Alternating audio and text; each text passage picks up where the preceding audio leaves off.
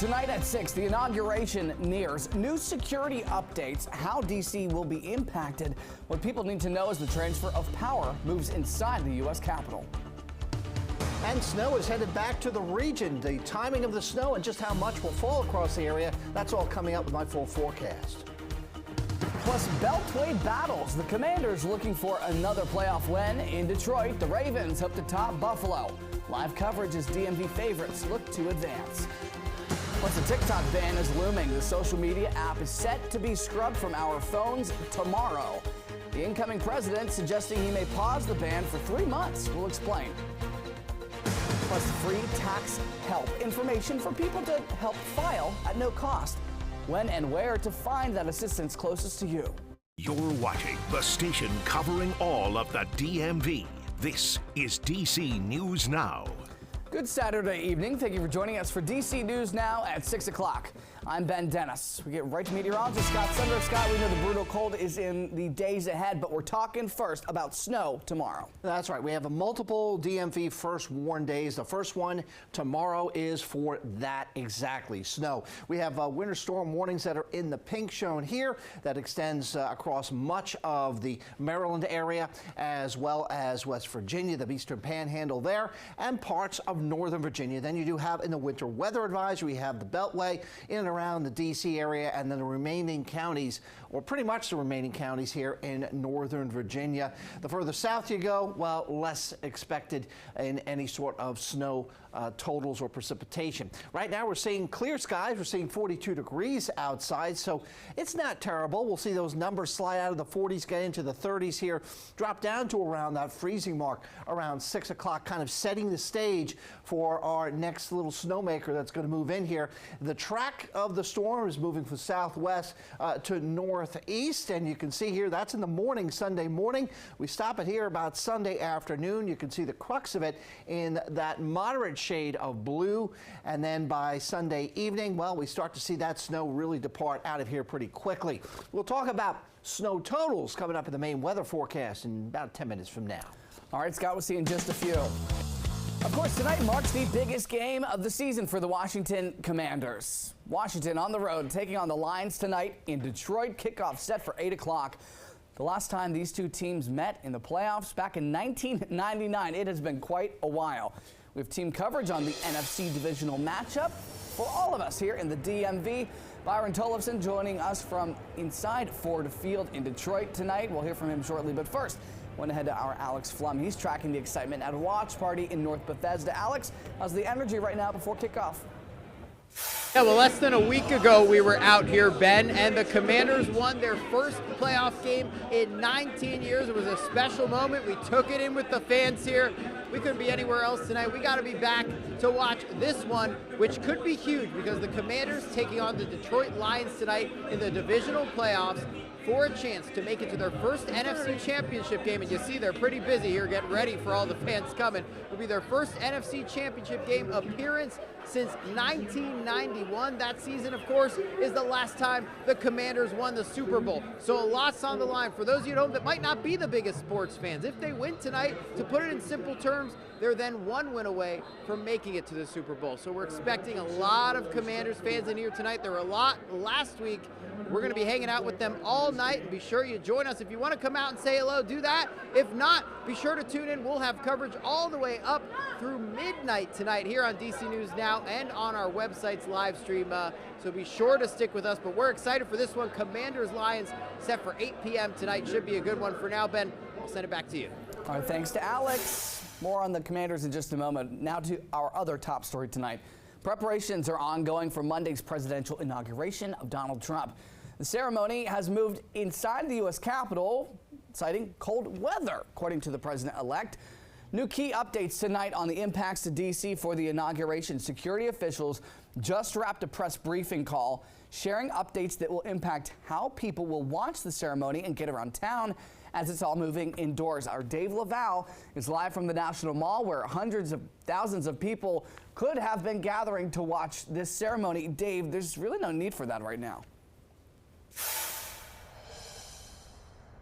Yeah, that's right, Ben, because right now you do have a couple of large screen monitors set up near the Capitol to broadcast the inauguration to that massive crowd expected here Monday. Well, it turns out those monitors will be gone by the time Donald Trump takes the oath of office. Law enforcement agencies, including the Secret Service, announced the decision from inauguration organizers a short time ago during a conference call. This will be just the second presidential inauguration ever moved inside the U.S. Capitol Rotunda due to weather. President Ronald Reagan took the oath of office for his second term there in 1985.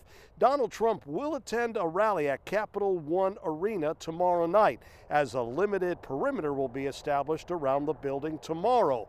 A full perimeter goes into effect there Monday due to all the inaugural activities that will take place inside the building.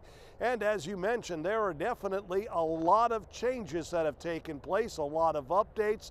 We've got them all for you, including reaction from people who traveled across country just to attend the inauguration. We'll have all the details for you coming up in our later newscast. For now, though, we are live along the National Mall. Dave Laval, DC News Now. Dave will check in with you at 9 o'clock here on DC News Now. Thanks. New updates for Metro riders. Check out this map. WMATA says that trains will run from 6 a.m. to 8 p.m. on Inauguration Day on Monday. Red Line trains arrive every 4 minutes. All other lines arrive every 8 minutes. Several stations will be closed Sunday night until 5 a.m. on Tuesday, starting at 8 p.m. Sunday night. They are McPherson Square, Federal Triangle, Smithsonian for the blue, orange, and silver lines, and Mount Vernon Square and the Archive stations will be closed for green and yellow lines. Plus, many roads will be closed starting Sunday morning. A new map shared by security officials today showing that impact. Most closures go into effect 12 a.m. Monday morning. If you are driving in the area, officials ask you to be extra careful. There will also be closures near the National Cathedral, where there will be a prayer service. All right, in other local news, police in Prince William County are investigating a deadly crash, and it involved a motorcycle in Manassas yesterday. Officers responded to the intersection of Centerville Road and Breeden Avenue around 3:45 p.m. Police say a woman driving a Jeep was trying to make a left turn when she collided with the motorcycle. The rider of that bike, 25-year-old Nicholas Blaze Damon of Fairfax. He died on scene. No word right now of any charges. Over to Maryland. Maryland Governor Wes Moore is ordering flags to fly at half-staff to honor fallen Montgomery County Fire Lieutenant Christopher Higgins. The 46-year-old collapsed last weekend at a house fire in Prince George's County. Montgomery County's Fire and Rescue promoted Higgins to Fire Lieutenant on Thursday after his passing. Flags will remain lowered until January the 24th. That's next Friday, the day of Higgins' funeral. All right, back in the district, police are investigating a deadly shooting in the Congress Heights neighborhood in Southeast. Officials responded to Congress Street near 13th around 9:30 this morning. It's there they found a man who was shot, not conscious or breathing. He later died there. Anybody with information is asked to call police. All right, switching gears, D.C. officials inviting volunteers to give back to the community through their annual MLK Day of Service cleanup. Those who took part spent the morning cleaning garbage and other debris at Pope Branch Park in Southeast. That event was a partnership between the Anacostia River Keeper and the Pope Branch Park Restoration Alliance. You can find a link to support the organizations and their efforts to restore the Anacostia River area at our website, dcnewsnow.com. Plus, today, thousands taking to the streets in the nation's capital for what's known as the People's March ahead of President-elect Trump's inauguration. Several organizations calling for women's access to abortions, rights for transgender people, and combating climate change, among other issues. Participants talked to us about their message. We have nieces that we want to see a brighter future for them where their health care is intact. It's just important to make sure our voices are heard. I want mainly people who feel like they're alone know that they're not alone and that, you know, there is still hope. According to the People's March website, tens of thousands of people came to D.C. to take part.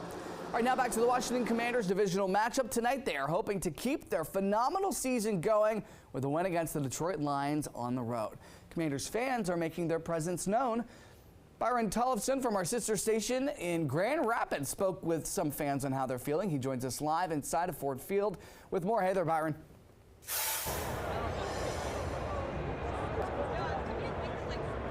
Detroit is absolutely packed tonight. Energy is high with Lions mania, but many Commanders fans made the trip across the country for tonight's game, and it wasn't cheap. According to Vivid Seats, the average ticket price for tonight's game was $855. That is the third highest for a non-Super Bowl game since 2010. And again, a lot of excitement around this Commanders team. Some of these fans told me the decision to come was easy. It's the playoffs, of course, and this team has been exciting to watch all year. Remember, Washington was just 4-13 last season, and number 2 overall pick Jayden Daniels has been a spark, leading the Commanders to a resurgence this year.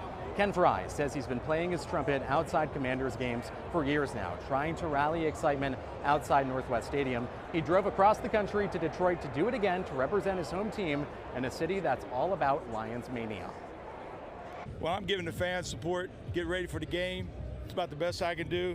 This trumpet has played 330 season games, and I'm just blessed to be able to play it now.